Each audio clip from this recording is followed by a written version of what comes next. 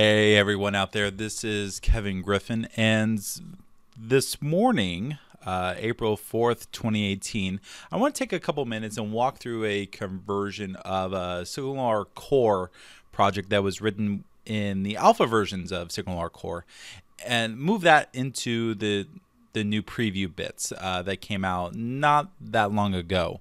I should probably have done this video several weeks ago, but you know how time is. You just don't get around to some of these things. So what I wanted to do is, it's not a straightforward just upgrade the packages. You have to change some of the syntax. They are moving from alpha into preview. It's not a full release. So it is understandable that they're going to make changes that just break everything. But hopefully it's not that big of a deal, and I'm getting ready to do a presentation tomorrow night, so it makes sense to walk through and do this conversion. The first thing we want to do is, I have my GitHub repo all sitting here ready to go. We're going to create a branch.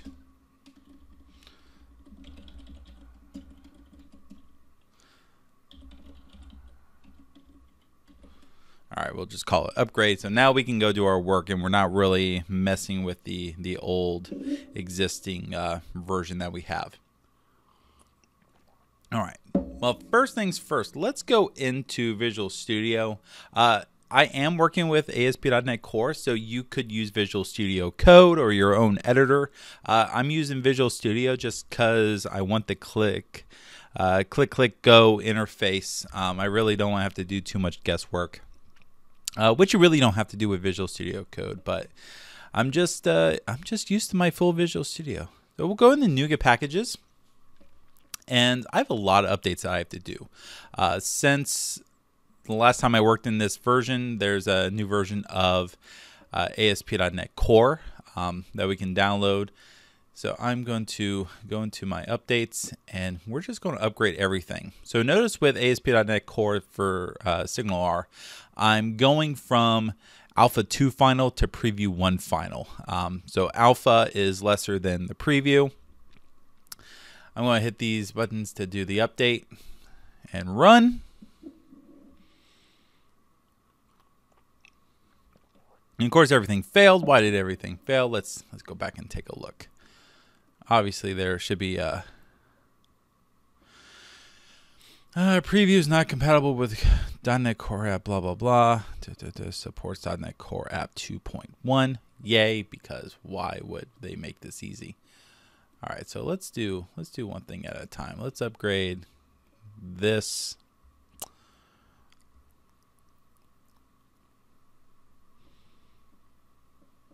All right, that sounds good. Let's do that full upgrade. Let's do that full upgrade. All right. Executing scripts. Wait. All right, everything worked. All right, so apparently SignalR did get updated. All right, well, no, it's alpha 2. Oh, that's because I turned off pre-releases. All right, so let's do a refresh. Let's turn on pre-releases. Let's only select SignalR Core. Oh, that was probably my issue. I went to update to a preview of ASP.NET Core.all, and I wasn't ready to do that. So let's just upgrade SignalR. All right, so I'm running the released version of ASP.NET Core.all, which has all the meta packages inside of it, and then I had to do the pre-release of SignalR, and that's a good thing to note, that if you have not done SignalR Core on a new project yet, you have to do pre-release, because the current release bits are the old version of SignalR, not the new bits. So I should be good to go here, and let's just walk through real fast a hub. I'm not going to talk about SignalR ideology and how everything works. I like to think you probably have an understanding of that. We're just going to talk about what's different between the alpha and the release. So first, let's go into our startup CS. And this, I don't think has changed. Let's do a build, because the build's going to tell us if everything broke. Our configure services stayed the same. That did not change. So I'm adding the SignalR dependencies into the dependency injection pipeline. All right, so that makes sense. All right. Then finally, our use statement down here at the bottom, use SignalR. I'm configuring the hubs that I'm using within the application. It doesn't look like there was any changes there, nothing complaining. So I have this thing called a chat hub because every SignalR demo has to be a chat in some way, shape, or form. So I have my chat hub that corresponds to a path called /chat hub. Easy peasy. Then over in our hubs folder, there's nothing inside of program CS that's worthwhile. Inside of the hub, chat hub, I have this message that I send out called write message. So the hub has a method on it called broadcast message. All of our clients will call this whenever someone writes a message in a text box, and we pass in what that message is. And then we tell all the connected clients, that I used to want to invoke a method on the client called write message and passing in my parameter.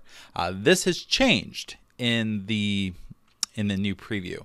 This is no longer called invoke async. It's now called, I believe, send async.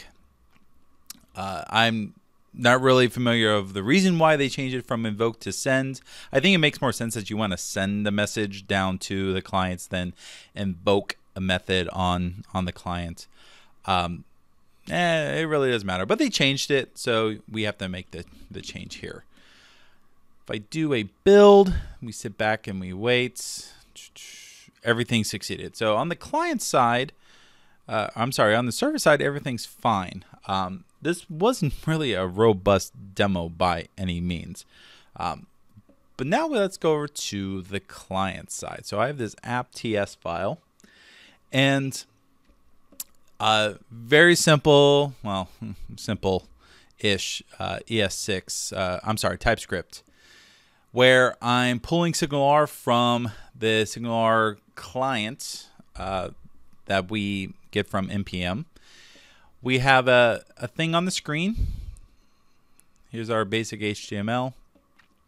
I have an input box, a button, and then an unordered list where we drop all of our messages.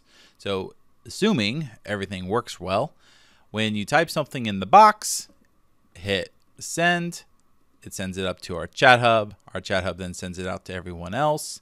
That drops it into the list of messages. All right, nothing too complicated. There's a couple small SignalR bits that we have here. First of all, we create our SignalR connection. If you haven't done anything with ASP.NET Core and SignalR Core, there's no concept anymore of JavaScript proxy files. Those were the idea that SignalR would generate JavaScript for you. That provided a really easy interface for talking back to your hubs. That doesn't exist anymore, at least in any way that I've been able to see. So now we create our connection directly, and we send messages directly up to the client. So we create our connection. We have an event listener on the connection. So when I get an event write message, I will get a parameter message, and then I go add it to the list of messages. This write message corresponds to the write message that we have up in the hub. Awesome. We start our connection. This is exactly the same as it was in SignalR 2 back on the full ASP.NET Framework days. There's a couple settings that probably have changed, but I'd have to go look those up. And then we have a promise that fires when everything's connected, so we know that the connection has actually happened. And finally, up here at the top, I have my send message, which gets fired anytime someone clicks on that send button. We grab the text box element, pull its value, and lovely bit of TypeScript right there to do it. And then we invoke the broadcast message method up on the server, passing in the value of our text box. So this calls that method, and the cycle of life continues. Now, if we run this as is, I haven't made any changes to the client, but I'm going to pull this up in Chrome, and We'll hit a 12 to bring up developer tools. All right, a bunch of things are not going to work. So method not allowed. It's unable to connect to our hub. That's because the client has changed a lot too. And this was not an easy to discover change. So if we go to npm.org, there we go. This is the package that we had loaded. You'll notice they have a nice little message here that tells you you need to use a new package. So we want ASP.NET/SignalR instead of ASP.NET/SignalR client. The ASP.NET SignalR package used to be for the old version of SignalR, but it has then since been upgraded. So let's go change our URL. Oops. I'll change our URL to the right URL. There we go. All right, so this is what we actually want. I'm going to pull npm install here. Let's do -- save. Now I'm also going to uninstall the old package as well. So I'll do that with npm uninstall ASP.NET SignalR client, and let's save that also. Give that a moment. Oh, I am in the wrong directory, so of course that didn't work. All right, let's remove that package.json lock file because I did not do everything in the right place. So I need to be in my www root. All right, now let's try that. We'll do the uninstall first. It always helps if you use commands in the right directory. But it's early. I'm only on my third cup of coffee.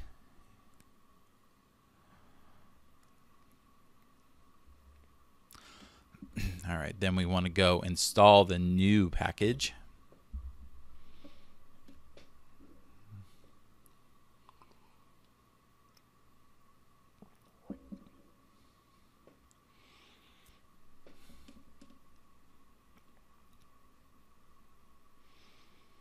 All right, we're good to go there. Let's do a quick git status to see what's changed.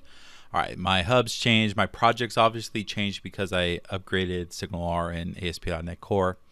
And then I've updated my package.json. So if I come in here, we'll take a look at package.json. We'll see some rendering artifacts. I'm not sure what that's about. But we have ASP.NET SignalR. Everything's at the latest preview update 1. All right, cool.